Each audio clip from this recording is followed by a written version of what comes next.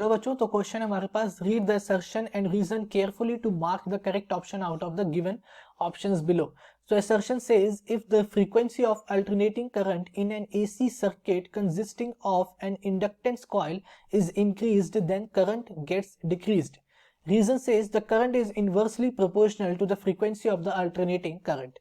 तो देखो, अगर मान लो एक कोई सर्किट है जिसमें सिर्फ हमारा एक इंडक्टेंस कॉइल लगा है, तो उस केस में अगर मैं करंट की बात करूं तो करंट मेरे पास क्या होगा, current I will be given as वो V अपॉन XL, ठीक है, वेयर V क्या होता है हमारे पास, वोल्टेज, ओके, पोटेंशियल है सर्किट का V, and XL is the reactive inductance of the coil, inductor coil, ठीक है, इंडक्टर कॉइल का ये क्या है, रिएक्टिव इंडक्टेंस,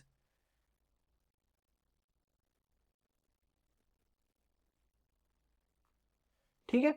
अब रिएक्टिव इंडक्टेंस यानी कि एक्सएल की वैल्यू क्या होती है, एक्सएल होता है हमारे पास omega L which is equal to 2 pi F L, ठीक है। तो अगर मैं इस वैल्यू को यहाँ पे इक्वेट कर दूं तो ये हो जाएगा I equals to V upon 2 pi F L, ठीक है।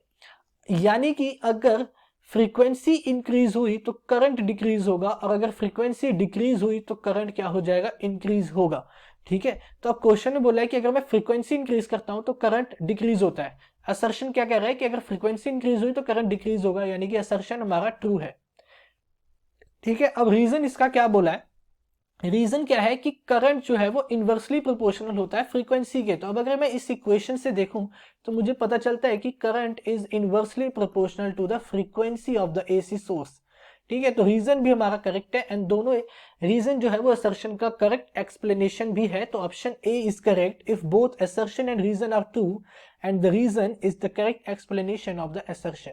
Option A is true. I hope you understand it well. Thank you.